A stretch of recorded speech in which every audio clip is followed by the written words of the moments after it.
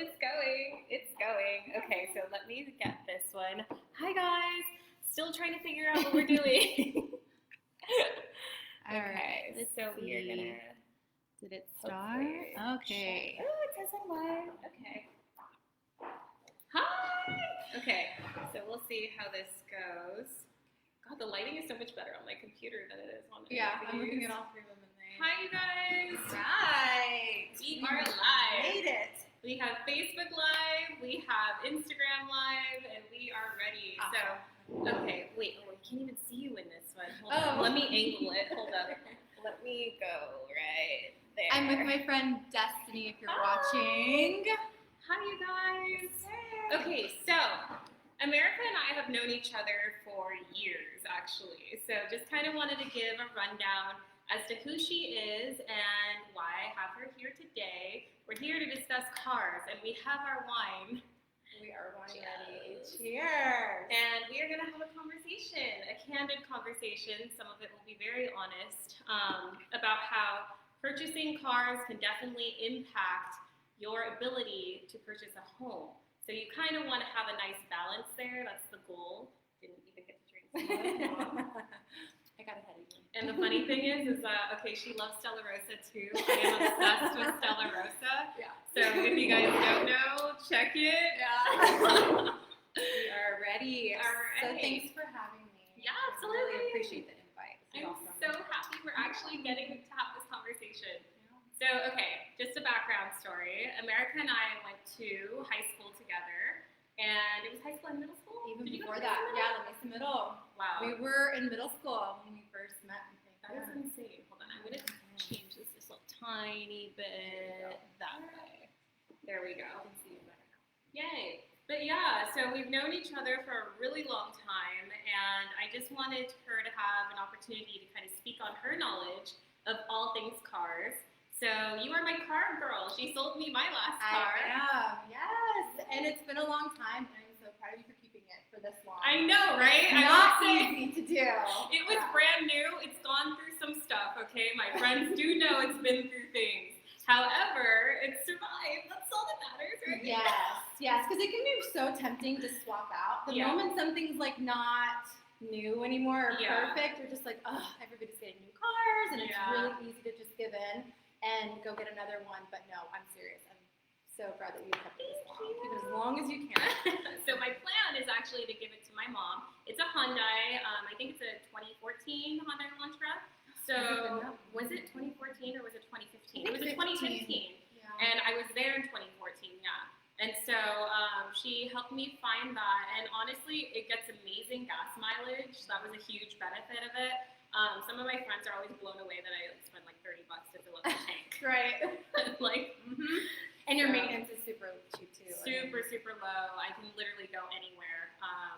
But yeah, so tell us a little bit about how you started in the industry. Well, it wasn't in cars, that's for sure. I was a server for as long as I could remember. Service industry, yeah. Yes, and that's usually how it starts too, is you get familiar with just taking care of people. If you're just good at that, then you usually never leave the service industry.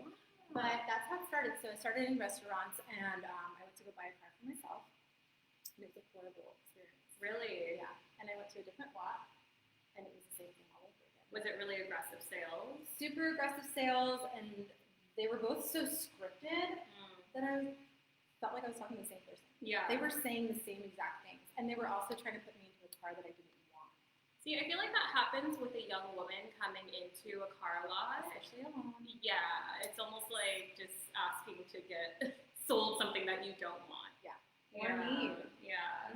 So that's really where it began, and I thought like, this is still customer service, and I don't have to really do your job. Yeah. So I thought, okay, well, I can do your job better. Yeah. And so I just walked into a Honda store, and I had applied that morning at 6 a.m. And then I printed my resume, dropped off my daughter, who was like, gosh, 3 or 4 at the time. Oh my God. She's about to be 12. And then I went into the store, saw the manager sitting at the desk. I'm not going to say who. He had his legs up on the desk, just totally chilling. And when he saw me, he thought I was a client. And he like hurried up and composed himself, put his feet down. I was like, how can I help you, ma'am? And I said, oh, I'm just here to put a face to the name and you know, introduce myself, and then right away, his whole demeanor changed, and he's like, oh, that little fun of wine. Oh, really? And that's when I knew, like, this is why I'm doing this. Yeah. You know, because She stepped up to the challenge. Yeah, I just didn't like the traditional way of doing things. Yeah. So I ended up interviewing on the spot. They hired me on the spot. That's when I got my background check, my DV stuff, and that was it. And I never looked back. So I worked at the Honda store for a couple years, and then that's when I was about to get promoted to finance. And bless anybody who's in finance, it's not an easy job. It's definitely that's why I'm no longer trying to take loans anymore. That's challenging. I 100% agree with you. Yeah. And I was gonna go in, and I wanted to, except for the fact that I didn't feel comfortable selling everybody everything. Okay. And that's the goal there. Is you make as much as you can. You sell as much as you can, and you know that's how the store makes money. Yeah. But I have too soft of a heart to, you know, sell a 7-year warranty to an 80-year-old woman. Yeah. I just don't think that's right. And when I saw that happen, I left. Yeah. And I thought, you know, that they probably expect that of me, and I just can't sleep at night if I do that to everybody. So like, why would a 80-something-year-old woman need a 7-year warranty? 100,000-mile warranty. No offense, but it's just to make money. It's not okay. Yeah. And so, you know, the humble part of me thought, okay, well, I'm just going to go another route, and that's when I found Autoland, in which I was really happy with for almost 7 years, 6 years. And that's where I learned how to broker and how to, you know, deal with different brands. And now that's what I love, is being able to get anything pretty much for anybody. Yeah. You know, I'm not limited to one store. I'm not limited to one brand. And so she started her own company, you guys. Oh, yeah. Like, this is amazing. And I'm so proud of you. It's like a long time coming. And she has freedom. She has the freedom. And also she has, how old is Julian now? Oh, he's a year and 4 months. Okay, so she has Julian and Siani. So she's literally raising her 2 kids and being an independent, like, car sales. Like, that's insane. It's not easy. It's not easy. I have my moments. And that's like, cheers again to that. And then it became a drinking show. Yeah, so this is just great because I do have more freedom to decide when and how and where. Okay. And then I've got the baby, and then I've got my daughter. Yeah. So I'm working in my clients and figuring out the business on my own this way. So I'm just happy to be here because car education is so important. Yes. And we all drive. I mean, show me somebody who doesn't. Probably out of 10 people, 1 person doesn't have a car. Yeah. You know, and a lot of people make really impulsive purchases, and it's such a big purchase. It you really need to educate yourself beforehand. So hopefully we can help a little bit. Absolutely. And that was why I wanted to bring America on, is just because there's a lot of impulse purchases. I know quite a few people who do that. In particular, when it comes to like the luxury side, or people chasing after, you know, trying to be like the Kardashians, or trying to live that celeb lifestyle. And who doesn't like a luxury vehicle, okay? Like, everyone loves luxury. Yeah. However, if that's going to take you further away from the goals that you're setting for yourself as a potential homeowner, do you want to be renting for the rest of your life? Is that something that you're trying to commit yourself to? Or is your car actually contributing to the fact that you're not going to be able to get there? A car payment can be a huge detriment to just getting a home, period. And that's why I really appreciate her, because she actually helps guide her clients by asking them from the very beginning, like, okay, so, you know, what are your financial goals? And then, like, where does the car fall into your overall picture? So that's why I wanted to bring her on. But specifically, have a couple questions for you. Yeah, go ahead. Okie dokie. So what should you first ask yourself when you're looking for a car? Obviously, this is kind of different for everybody, and especially depends on your job, for example, what you do for a living. But, I mean, what are the basics? What would you recommend? So if you're going to ask yourself, you know, you think you need a car, grab a pen and paper and just write it all down. I don't think a lot of people really, not that they don't take this purchase seriously, but, you know, if you're going to buy a house, there's a lot of work that goes into it beforehand, and a lot of, you know, self-educating and car, it sometimes can be a lot more impulsive of a buy. Yeah. Or you might not know as much as you should to make the right decision for yourself. So the first thing, if you're even thinking about a car, take some notes. Write down your questions. Write down what you think you like. Write down what you've seen that attracts you, your dream, and then what you'd be okay with. Just that's all you have to really start with. Yeah. Just, and then get your budget figured out. The budget. Because That's if you huge. do want to buy a house or a condo or anything, like this is going to be so important. It's an investment. Think about your whole DTI. Yeah. They're gonna pull up your credit and see okay, how much do they have on this car loan left? And so if you're thinking long term, then you need to really educate yourself beforehand about the car. Yeah. And then kind of go from there. Don't just jump into anything because it's really easy to do. Really easy to do. I know someone personally who loves just buying cars impulsively. I won't name names, but I'm sure you know who you are. He knows who he is. Yeah. But that being said, I mean, I definitely feel that our culture almost pushes new a little bit too much. So there's a lot of people who are stuck on the idea of I have to have the newest iPhone. Right. I have to have a new car smell. I have to almost have, keep up with the Joneses. Trying to have something that proves to other people that you have money, you made it, and that you're somebody, status, and it's that's cute, that's great, but at the same time it's is that ideology is that taking you away from your goal? Do you want to own a home or not? Is that something that actually is going to appreciate in value? Is the car that you got, is that going to appreciate in value? So we were actually going to talk about depreciation when it comes to vehicles and the harsh realities of that as well. Yeah.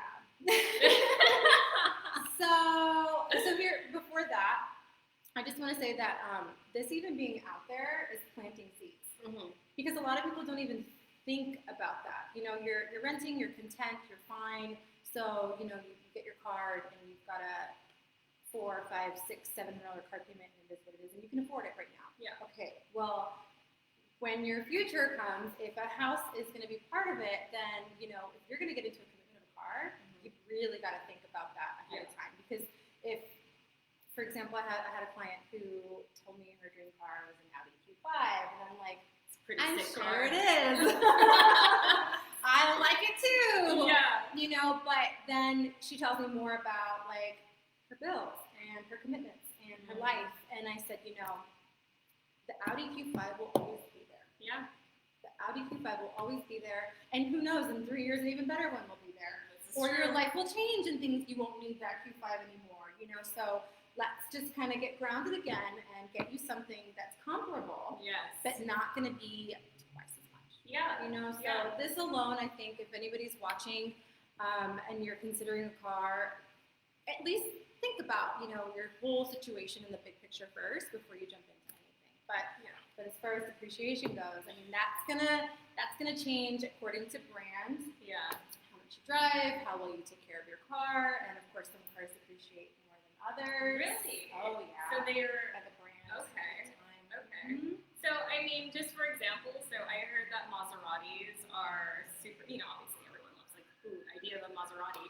But when it comes to maintenance, or when it comes to just having it sustain its value, do you have friends that have Maseratis? I don't have friends that have Maseratis. I'm like, whoa, we're in a whole other ballgame.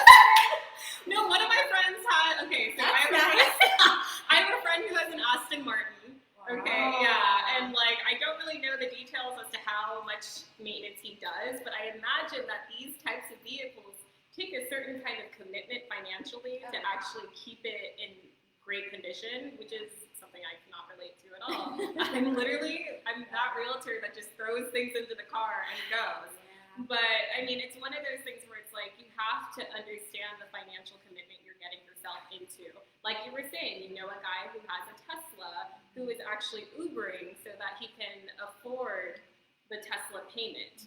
Does that even make sense? You're driving for Uber just to have the car. I want to be clear that it's okay to have a Tesla and it's okay to Uber and it's totally fine. Do what you got to do, get your hustle on, have the nice things that you want. However, if you're really sacrificing an arm and a leg just to have that status, then you might want to rethink that. It's not necessarily that important, or is it important to you? I mean, if it's important to you, if by it's all important means, to you, then it doesn't matter. then do your thing and spend that much money. But I just personally can't justify, the cost of like a tire on a certain vehicle if it blows out. Are you ready for, an $800 run flat if it just pops on you? Yeah. You can barely scrape by the payment and the insurance, and then if something happens, now what? So if that's you, then this is for you because it's a huge commitment. So. Well, as I was discussing with America earlier, fiscally responsible in your 30s is huge, okay? Like especially as millennials, I feel like we really kind of are getting to that point where, you know what, maybe going to bed early isn't such a bad thing. Maybe getting up and doing your errands early as hell. Like, I remember when I used to work in nightlife, like, getting up early was a nightmare for me. Like, just even imagining it. I was like, anything before 9 a.m., I was like, ugh. Yeah. And girl, like, I love getting up early now. Yeah. And so it's like, your mindset shifts, especially in your 20s when you want to impress people and, the opinions of others matters the most then. But now it's like, how about we have longevity? Like, let's talk about stocks. Let's talk about investments. Let's talk about the future. And then being able to have something that's sustainable. I think that's what happens when you finally hit your 30s. Mm-hmm. You're like, okay, it's getting real now, Like, I am not a spring chicken, and I got to think about retirement, and I got to plan for my future, And you see your parents aging as well, and you look at other people's situations, and you just kind of, you got to sit back and just think about, like, what is it that you want? Yeah. Set your goals. If a house doesn't matter, it's fine. And that's okay, and that's to each their own. But if it does, then this is why you need to think about, your car situation. Because while you are spending, let's say, for example, $600-700 on a car payment, could you be spending $3 or $4 instead and saving for that down payment for a house? And who's going to tell you how to do that? It's entirely up to you and your individual situation. I mean, some people are loaded, and that's usually, what luxury appeals to. If you've got a lot of money to blow and you want to have the Bentley, then get the Bentley, okay? Like, that's great. However, we're talking about, everyday people like that are interested, but hopefully won't fall into the trap of, oh my gosh, I want to impress my friends and my family, establish myself and show off my success by having this kind of car. So if in all reality, like, it is something to consider, and budget, like she had mentioned, is a huge aspect of that. So, like, how much do you typically spend on gas going from point A to point B? If, like, your job is over at Eastlake, like mine is, and I live in downtown, that's like a 25-minute commute. So that has to be taken into consideration. I was obsessed with Tesla, wanted a Tesla, don't even have a Tesla charger at the place where I live. So where am I going to have the time to actually charge it? Especially because, like I was telling America, I was going from Eastlake, downtown to Eastlake, to Oceanside, to Santee, to Lemon Grove. Like, that can be a day in a realtor's life. Like, that's just the reality. If you guys drive that much, because I'm sure, is that really like in a day? I mean, it's not super atypical, but I've had days like that, and you can't always predict it. And so there's certain days where I'm able to just work from home, and it's great. But a lot of the times I'm at least at the office, like, I want to say 3 to 4 days a week, and my office, again, is 25 minutes away in Eastlake. So, well, I'm going to say something a lot of people might not want to hear. You can click off now. And, no, I'm just kidding. We're going electric, okay? And whether we want to or not, they're going electric. And I say they as in, like, the manufacturers. Yeah. There's so many new laws and regulations regarding diesel trucks. And companies with diesel trucks, and they're phasing them out. Okay. They really want to take care of that issue. Yeah. Especially in California. Whether you believe in global warming or not, we're going electric. So more and more brands are going to start having more electric cars and plug-in hybrids. And if you drive a lot, I'm a huge fan of hybrids. I think they're great cars. And the nice thing is that there's so many brands now that have hybrids and plug-in hybrids that you can choose from. You'd be surprised, and I think that's the thing, and maybe I'll do some videos on that. But yes, please do. Like, people hear, like, Toyota or Honda, and they're like, no, I want a nice car. Have you sat in one? Like, they're super nice. What are you talking about? And you can get great gas mileage. And so entertain that. If you want to take it a little step up, then Acuras and Lexus are another great option too. They've got hybrids there. And if you really do want to have the luxury car and you drive a ton, I mean, don't get me wrong, BMWs and Mercedes will have those options. Oh, okay. So, there's variety for everybody. Just, got to think about your budget first, though. And your goals, future goals. Your girl is not a car person, okay? Like 100%, I know nothing about cars other than like, oh my God, I think the tire is flat. So I joke with my friend Freddie all the time. I'm like, so I think I need like an oil change. So, like, oh my God! Girl, if it's a wrench, if you see a tool on the little thing, the clusters where the little knobs are. Oh yeah, Please go. Yeah. But that's something that I love is that, I feel so much more comfortable talking to a female about these things. A lot of the times, you can go on to a lot, or even just getting your car repaired. There's certain places where, the men rule, and, I just feel really uncomfortable asking certain things because I'll feel stupid, or I'll feel like, oh, they just think I don't know anything, which is true about cars. Okay, it's true about cars. Right through. So it's very difficult to get some of the issues that I want to address and have them be addressed like fairly. So that's why I'm super grateful to have you and your knowledge. Anytime. Yeah, it can be really intimidating. That's another reason why I got in the car business, because I just felt like, I saw the receptionist was a woman, like usually, and then I looked around for more women, and I was like, is she the only? There was only one girl in the whole building right now. Wow. And I thought, okay, something wrong with that picture. I'm gonna change that. And so sure enough, I did, and then I ended up hiring more girls. Oh. And so it was great. Yeah. It started a little trend. We got 2 more girls, and it was awesome. No, that is awesome. I mean, I think the more that I could actually stand to learn about vehicles and the car that I drive, it's only going to help my knowledge and confidence when it comes to addressing issues. And I mean, even going forward, like I'm going to get my next car through her, obviously, because, she is a resource and she still has my best interests at heart. Absolutely. I think that's what separates me from not necessarily anybody else, but I really do care, and sometimes it's not the best thing for me because I care too much, but I really do genuinely care, and I want to make sure that my people are taken care of for a long time. Yeah. And it's worked in my favor. I take care of whole families sometimes. Absolutely. Like the parents and the kids and the grandma, and they just keep sending family members, which shows me that I'm doing something right, and that's why I kept going and I decided to go solo. But But no, you got to have somebody in your corner. And if you don't, then you do have to put the work into self-educate or ask me. I'm always here.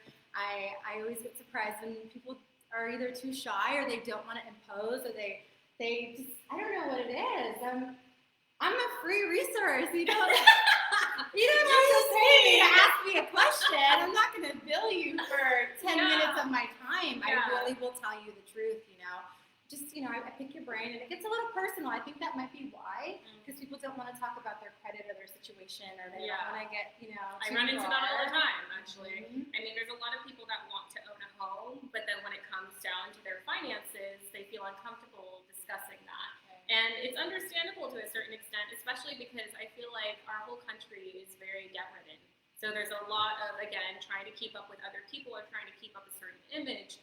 And then by doing that, you fall into debt, and it can be very, it's weird. It's a weird pattern because you feel embarrassed because of it, and you don't want to share it with anyone. But then it's like you need to talk to a specialist who can actually help you get out of that situation. We're your friends. Yeah. In these really big industries, and ask us. Yeah. Ask us questions. I mean, yours very similar to me, because that's exactly how I treat my clients, is that I'm not really looking to just close them and run off with my commission check. I would rather be able to help people for a long time and help them and their families and have that referral business because I was honest and came at it with integrity. And it's like, if home is not the most feasible option for you, I'm going to tell you that. I'm going to say, save your money now, and then come back to me in a year. Like, that's what we had a discussion about that before too. Yep. So, but before we get too off topic, so what is the breakdown of total costs for a new or used car? Can you walk us through that? The really simple basics are the price of the car that gets negotiated, tax title license, which is, typical. On a used car, it can be a little different because sometimes the tags are still good. So, you don't have to pay registration up front. But here's something that a lot of people don't really realize or catch. If you're buying a used car and there happens to be tags on the car and they're still current, so they're still going to be good for, 6 more months or whatever. Keep that in mind, because if they were expired, then you'd pay registration right then and there for the next year. Okay. But if they're not, then you're only going to pay a $15 transfer fee for the DMV just to transfer it, because they can't charge you for a new reg if it's not up. Yeah. So if you're buying a used car and you're like, oh cool, the tags are still good, and then you don't realize, okay, now your reg is, you just bought a car, and then in 6 months you got to pay $400 registration. You're like, wait. My salesperson didn't tell me that. And it's always, my salesperson didn't tell me that. But it's not really it is, but people don't think about that a lot of times. So that's why I'm telling you, just consider that. But for the most part, it's price, tax, title license, registration, dealer dock fees, $85, and for a new car, California tire fee, they tax you about $8, $9 for the tires. And that's pretty much it, unless you buy other things for the car. Okay. Protection, back-end stuff, warranties, gap insurance, yada yada. So always check with your own bank first, or credit union. Credit unions are amazing. So if you have a credit union, check with them. Check what your loans are. Check what their rates are. Ask questions. Take notes, and you can always compare them to the manufacturer's, rates and stuff as well. And I personally went through Mission Federal with my car's paid off now, but that's where you did you? Yeah. Like a while ago, actually. Awesome. Yeah. Awesome. Yeah. I love it. See, that's the best. That's the best. And when I see people with older cars, I have this really annoying habit. I only do it when I'm alone because I don't want other people to see me. I don't want my boyfriend to see me doing this. Please don't see now, though. When I see people in parking lots with much older cars, I'm talking about like a 1990 Toyota Corolla, or Okay, I was gonna say, I was like, do I reach across and she's still talking? I don't know. Go ahead. I always if they're there, or if they're walking by or going to their car, I totally. Oh really? I ask them. I make it a point to be like, hey, here's your car, and they're like, and at first they're kind of embarrassed. I swear to God. At first they're like, it's a 1990, and I'm like, that's awesome, dude. How many miles do you have on it? You're so funny. He's like, 280, and I'm like, 280, hell yeah, It's still going. And I'm like, yes, that's what I like to see. I was like, good for you. And then they're like, oh, thanks, because society, social media, everybody makes it like the coolest thing, and it's like it's better, and it's cooler to have the nicest and the most expensive, and you want to floss, you want to show off that you're making money. But you know what? There are still some people out there who are totally frugal, don't care about what people think, and they should get. And it's interesting that you say that, because I actually watched a video talking about how we have all of these like leftover cars that either don't sell, or junkyard cars that are just filling up landfills, or just like in lots where no one is driving them and they're just going unused. And it's like, think about the wastefulness of it. It's like really almost frustrating to a certain degree, especially because there's people out there that would really like to have a vehicle and don't have access to it. Really need one. Some people really need one. That's actually like my next project, but that's a whole other taste of life. Well, okay, and so I see that there's a question. I can't even see on this one, but I can't see any. So they're asking what company that you are working for. Oh, why? Thank you. I am not working for another company. I just started my own.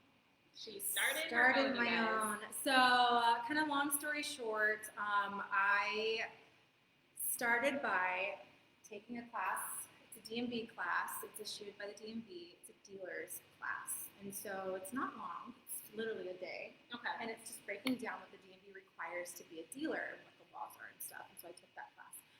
Confession, because I'm going to be real. We love it. It's right live. now. I'm going to tell you guys this live. We're real as hell. I have pictures. I won't post it, but I'll just tell you guys about it.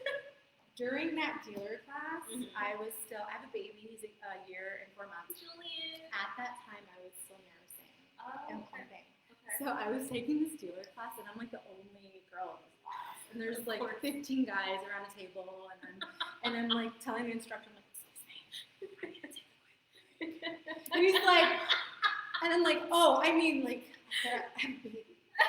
And I had my pump with me. Baby. Oh, I'm so sorry to interrupt your class. I need to see that. It's like, go ahead. So I like left, threw in the bathroom, and I'm like pumping and stuff. And then I go back to class, and I'm like ready. But I had like an advantage because I had already been in the car business. And so some of the guys there they didn't know anything about it. So I kind of already knew what he was talking about. So that worked. But yeah, I took a dealer's class, and then I took a DMV test, and then I had to apply for the license, which was not an easy process. It was actually, So she actually knows what she's talking about, you guys. This is important. You need to actually be talking to specialists in their field that are designated to give you the recommendations that you need to make smart decisions. Important. It's not as simple as just saying, okay, what's the best car for me? Tell me. Yeah. I'm not going to just be like, oh, you should buy this or you should buy that. I'm going to pick your brain. And I tell my clients this ahead of time, like, I'm about to get personal. Are you okay with that? I'm going to ask you, where do you go? Who's in your car? How often do you drive? What are your hobbies? Do you go to the mountains? Do you go to the snow? Are you sharing this with anybody? Like, I need to know all the ins and outs so I can give you the best advice. And so that's usually where we start. It's me picking your brain and asking all those questions first. So good. So good. She's so smart. Okay, so we already kind of talked a little bit about car depreciation and the fact that all cars depreciate. However, there are certain ones that depreciate more than others. Can we just talk about certain cars that you would have the average consumer avoid? Okay. If you are an average person like myself, and you make good money, you make decent money, and you'd love to have that really nice one, slow your rolls a little bit. Think about the house situation as well. Don't let that leave your mind. If it's here, don't let it go away. Don't think like, oh, I'll buy a house in 5 years. Okay, how? How if you don't have your down payment? How are you going to do that if you had an $800, $900, $1,000 car payment for this long and you don't have your down payment? Like, this is what you need to think about now. Yeah. In your 20s, a lot of us end up screwing it up and then we fix it in our 30s. But we're telling you now so that if you're not there yet, you're planting the seeds and you can think ahead of time. Exactly. So, cars depreciate all the time. New and used ones. People usually freak out about new.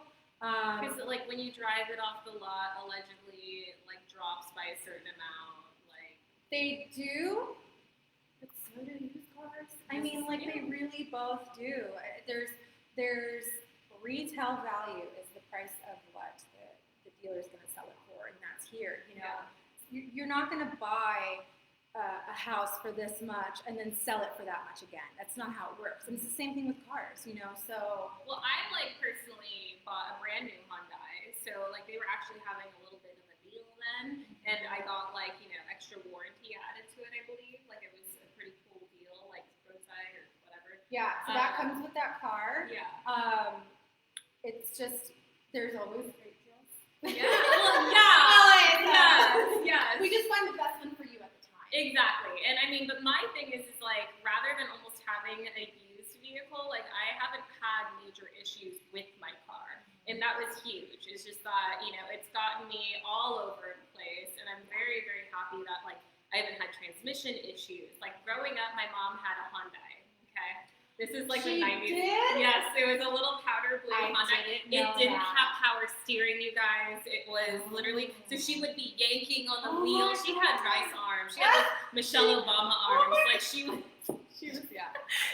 literally just cranking it. And it was the little powder blue car, and it broke down so many times. I can't tell you how many times we had to walk places. Can't tell you how many. I got used to taking the trolley.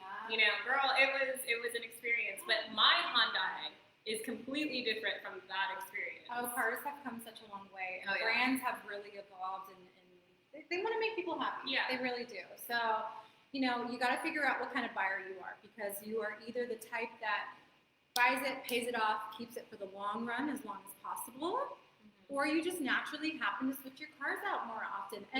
And neither is better than the other. It depends on your situation. One could be better for you, and that's fine, But if you do keep your cars, pay them off, and run them to the ground, that usually ends up being the best way to go. Yeah. So long as you don't have a ton of expenses near the end and the transmission goes out, then that's when you need to start thinking about when it's time to swap them out. So when do cars typically start encountering problems? Is it over 100,000?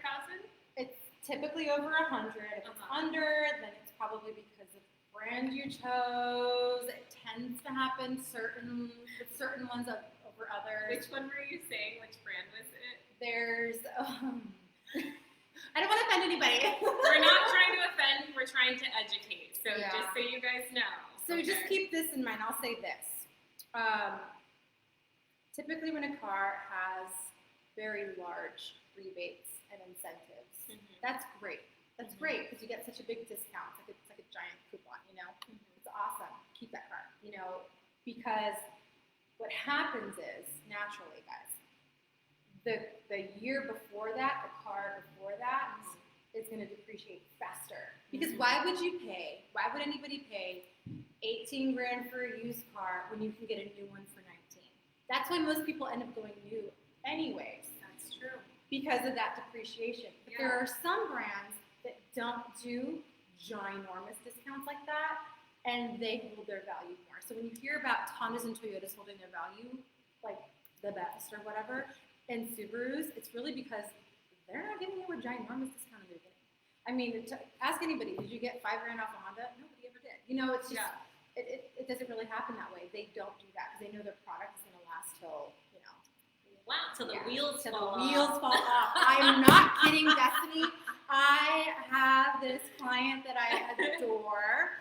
He was, I'll just call him Mr. Sampson. Okay. He was in his 80s, still driving. Wow. And yes, and he came in with his, what was it? It was like as old as me. It was like an 89 Honda Civic, girl. Shut I up! swear to God, and it's a stick, right? Is it really? So I checked it out, you know, to trade it in. They're discontinuing sticks, right? Like that's not. They're still out there. Certain brands favor them over others. Okay. More like sporty ones. Sporty like ones, the WRX yesterday. But like this one was like the old school little hatchback that you just don't see that car anymore. And I went in his car to look at it, and I could see the ground from inside his car. It was rusted. There was a hole in his. And I said, Mr. Sampson, how long have you been driving like this with this hole in your floor? Did it have AC? Oh no, God no. He's like, oh, that's fine. And I was like, Mr. Sampson, you could fall right through. That is so It dangerous. was a hole like this big, Oh rusted my through God. the floor where he was driving. And I said, no, we're getting another Was car. there any paint Right left now. on the car? It was crazy. Exterior? It Like, was, you know, that's insane. but it was still running, you know, so that's the whole point. That's really good nakemanship right there. Oh yeah, I was like surprised myself. And then I got him another manual because he said, he's so cute. He said that at the stoplights he gets too rusty, so he needs a stick to keep him greased up. So I was like, are you sure you want another stick? I'll get you an automatic so you can just cruise it. He's like, no, I get rusty at stoplights. I need to do this. And I was like, oh, you're so adorable. So yeah, I got another manual. I love. It's awesome. But you know, you just gotta read. But here's the downside to doing all that research that I'm telling you to do. Okay, the downside to that, everybody has an opinion. Yeah.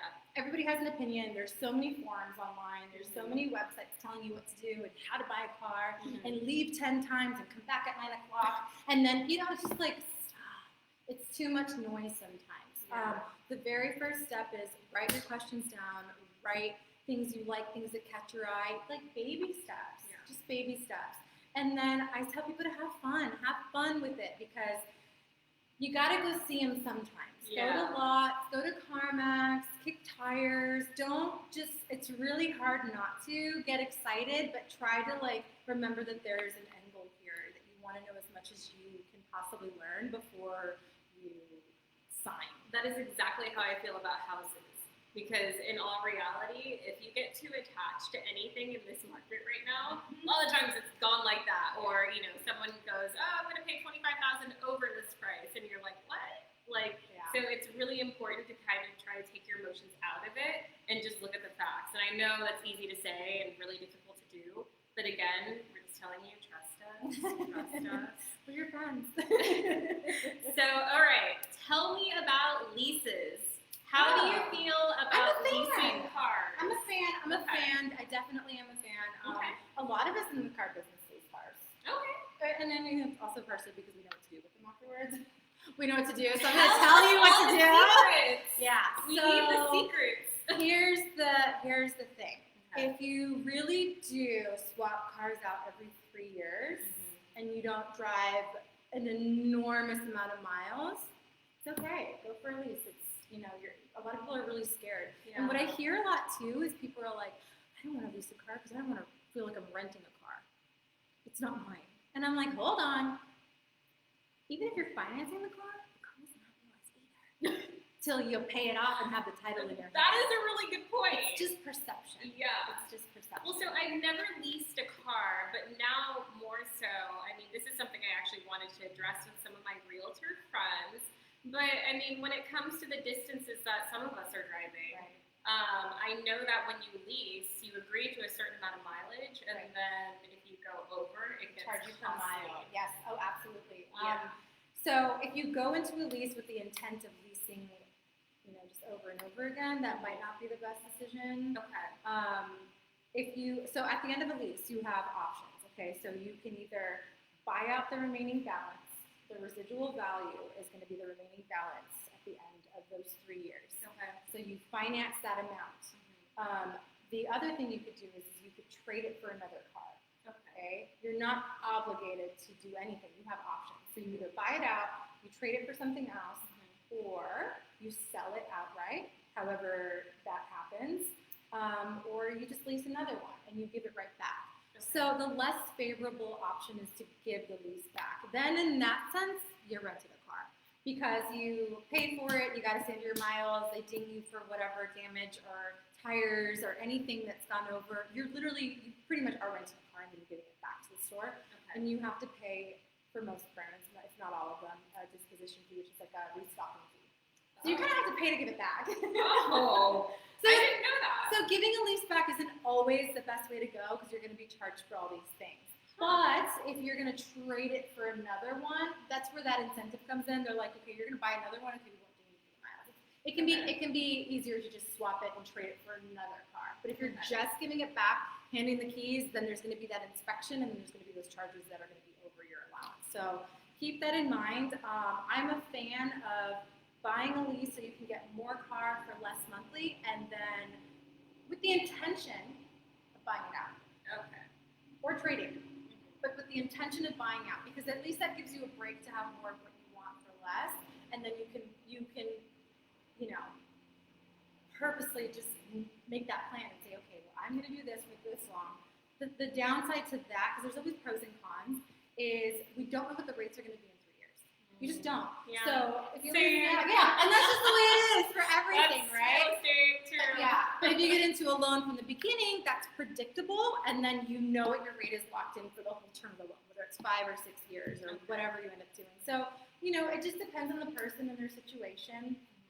Certain businesses can write off leases, or so it just depends who you're talking to. But for a realtor, for example, I know you guys are big on nice cars. See, that's the whole industry. So most of the time, you want your realtor to pull up in something that says money, Right. and it shows how successful you are. But I can't tell you how many realtors that I personally know that are living this different dream and are renting. Okay, they are renting and they're selling the dream. But they have a really nice car. Oh, baby, the Mercedes, the Range, the Maserati, the everything. And it's like, okay. But you don't have a house. And you're selling houses to other people. So it's one of those things where it's like, again, it's an investment in your future. Think of a home as something that you can pass down to your children, your children's children. That's something that, lives on, and it appreciates. Typically, it appreciates over time, especially in San Diego. So it's like, was it worth it to spend all of your 20s, riding around with a $1,000 car payment? Exactly. I don't like calling cars an investment. When people say that, well, I guess if you're a car collector or someone on that level, my dad had an Acura NSX. I guess that was kind of like a collector's car. that's a niche, though. So that's a Exactly. niche or niche. Niche. I say niche because it sounds fancier, but it could be niche. I don't know. Niche. But I think it's the wine. for regular people like us, these are all the things to think about. Yeah, I mean, and it ultimately comes down to your individual situation. If you're a realtor that is pretty local, and you stay within the metro area, then you can probably get whatever you want to. For me, I'm willing to go as far out as Hemet. Like, I will go to Oceanside, happily go up there, you know, go show homes. And it's like, realistically, I want to be able to have something that's, you know, I can fill it up really quickly. I don't have to sit around waiting at Fashion Valley for like the supercharge, you know, to hit my car. I love Teslas, okay? I love Teslas, but I just don't think it's the most realistic option for me, you know, at this point. Yeah. And that's the thing is it'll be there later. That's exactly. Okay. Yeah. Exactly. Yeah. I've actually heard people say like that when they see somebody pull up in a really nice car, really nice, and you're doing business, like sometimes the client or the customer thinks, you know, you gotta think about their perspective too. Like, wow, they make a lot of money. Are they making a lot of money off of me right now? That is also a valid point. That's extremely Am valid. I making your car payment right now if I sign for the next year? Yeah, I mean, I've actually heard of that as well. I've heard of some people looking at, you know, someone pulling up to an appointment where we're going to go view a $300,000 home. If you show up in a Range Rover, people might be like, okay, so are you actually going to educate me, or are you just going to sell me the whole time and tell me things that makes me not trust you? You have to kind of take that into consideration, and it depends on what job field that you're working in, obviously. Yeah. But I feel that, I mean, for myself personally, I mean, I'm not someone that needs to have like a Beamer or a Mercedes. Like, I'm chill, dude. Like, I honestly, like, I can appreciate a nice car when I'm sitting in it. Like my friends, oh my god! Like, it's who great. doesn't? My dream car. What's your dream car? I'll tell you my dream car. If you guys care to know. Let's do it. I think they know. I think my people know. But I posted it in the past. So my dream car, if I didn't have children. This is my cue to get the next bottle of wine. Yes, go ahead. I would love, like, the thing that makes me drool and like break my neck is a BMW M4 convertible. Oh. Black on black. Okay. I just want it like blacked out. If I actually knew how to drive stick really well, a manual, that's just more badass. But yeah, a BMW M4 convertible would be my baby. You can see how pricey your Oh. wine is because of the twist off. You know what? I bought really, like, you know, kind of more pricey wine, and the last two bottles really sucked. And then my boyfriend came home with Stella Rosa, and I was like, thank you. I love Stella Rosa. It's like soda. It's literally like soda. And that's what makes it dangerous. So here we are. I cannot see my questions. You can go over there and like go swipe through. I'll just entertain you. I'll just stand here. Okay, I don't know if any of my people have questions or not. Does anybody? Hi, Quiana. Yeah, if you guys have any specific questions, let us know because we're just kind of rolling thanks, through mine. Gerald. Hola, Marta. Hi, Stephanie. Hi, Bill Cook, Brian. 22. You guys are so cool for watching. Michelle, Keith, what's up, my Chevy man? Anybody? So funny. I have, like, Okay, so people are just watching, but I just wanted to see if anybody has any questions. Carlos, where have you been? I have not seen you. Hi, oh my Toby, God. Hey, Chris, Sierra, Julia. This is awesome. I cannot believe I have so many people. Johnny, what's up? Cool. All right. I have people. That is great. I'm so happy. If you guys have any questions, please, I'll come and check them in a minute. And she's going to start doing this more often. I've been telling her she needs to start promoting her business. Yeah, way more. I do. It's a challenge. It's called Better Road Automotive. Better Road Automotive. That's the name.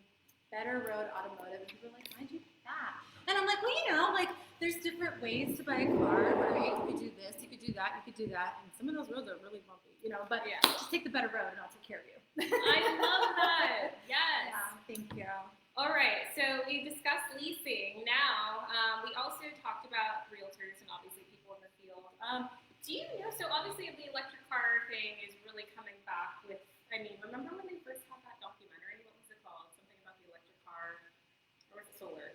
I don't remember. Anyways, but specifically, so when it comes to, say, like I wanted to get a Tesla, because I keep bringing it up. Like, I think you guys know what my dream car is. Yeah. But if I were to install, I mean, over here, like how much does that cost? What does that look like? Or is it better to put it like where your work is? What if you get fired? Can you take it with you?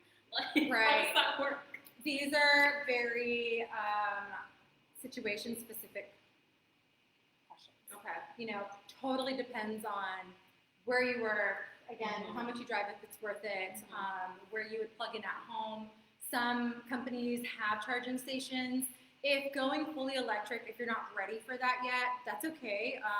Again, that hybrid is that middle step to just kind of get you better. And you just use gas, and you don't have to worry about charging or anything. But yeah, no, going electric is, if you're going electric now or you already have gone electric, then you're kind of ahead of the game because more and more cars are going to come out that way. And like if you notice that like buses are electric now, and a lot of trucks are becoming electric, and they're all going green. I mean, even this cup is made out of plants. Is it really? Yeah, they're just really trying to be mindful of their use and the energy that they're spending. So yeah, but for realtors, I think hybrids are awesome options. Like if you're on the go, and you don't want to worry about having to plug in, and like shoot, like my charger's going down, or I gotta take 40 minutes and I gotta hurry up and plug, or I gotta just find yourself a nice hybrid that you really like. So the last hybrid I was actually intimately familiar with was my ex-boyfriend's hybrid. He actually went from a BMW to the Prius hybrid.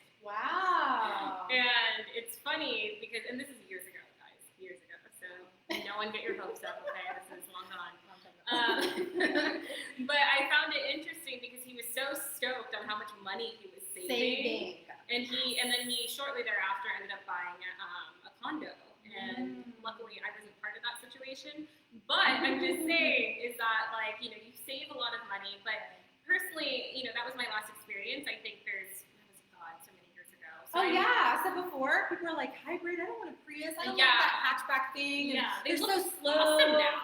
They're very like futuristic looking, and you're not limited to just a Prius. I mean, Prius really started the trend, and they took over. I mean, Honda had a comparable car, which was the Insight, but it never really did as well as the Prius because the Prius just took over. It did. But after that, when they realized that people don't want to drive this spaceship-looking thing, they got better. They really did.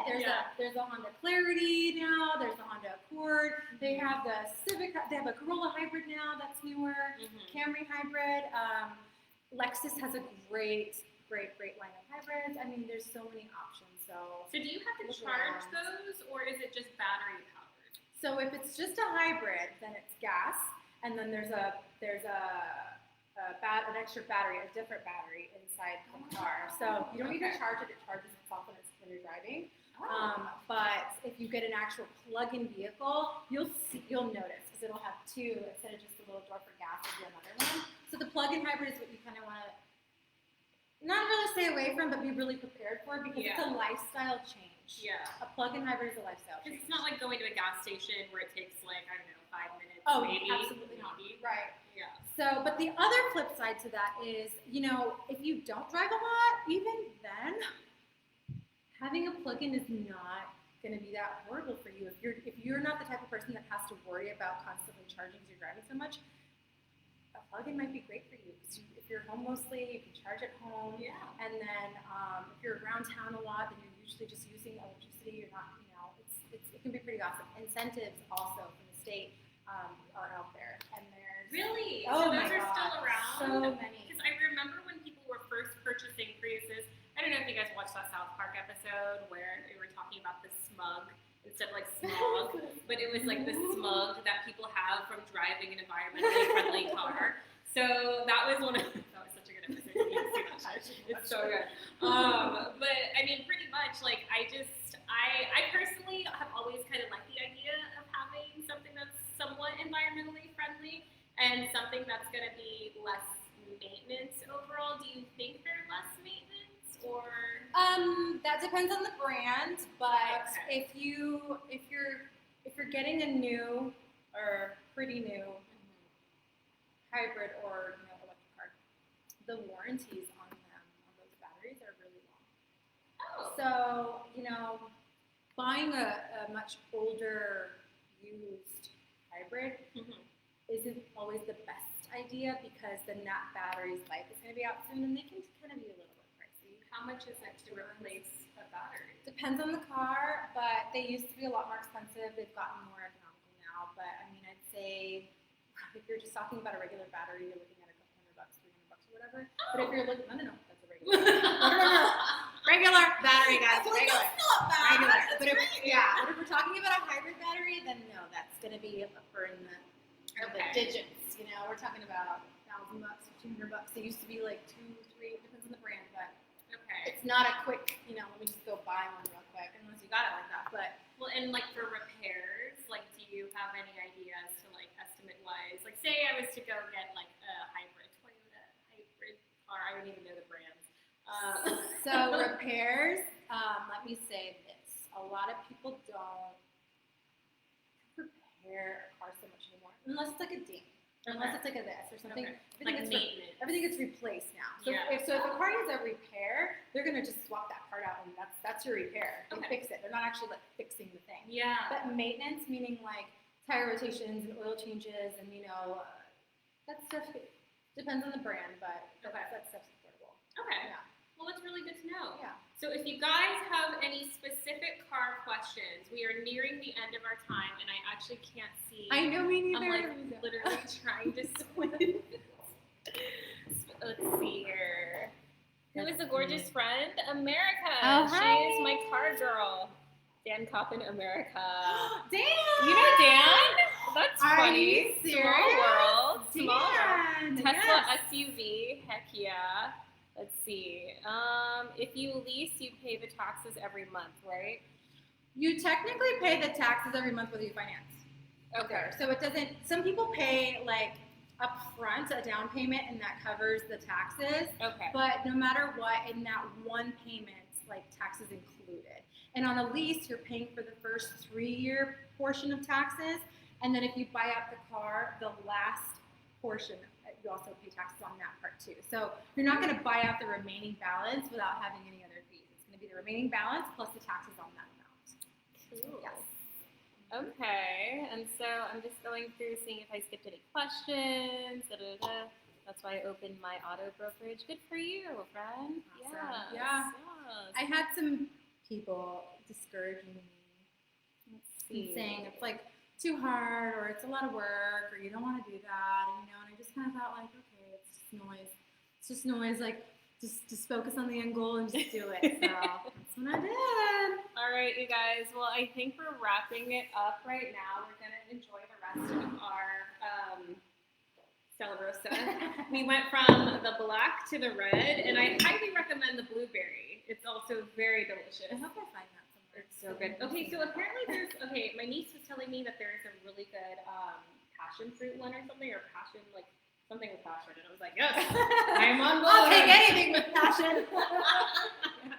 Sounds like my flavor. Yeah. But thank you guys for tuning in. Yourself on yours. If anybody has any questions later, please feel free to reach out. I would be happy to. Yes. Okay. She's going to help make home ownership possible as well as car ownership. Yes, if you're going to refi too, by the way, quick tip, if you're going to refi or thinking about it, please don't buy a car beforehand.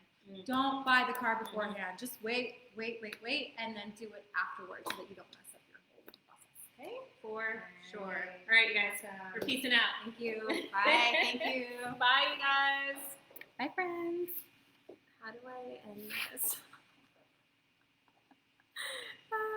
This is so funny. Okay. It was fun. That was so much fun. Let me see if I can end this. There we go.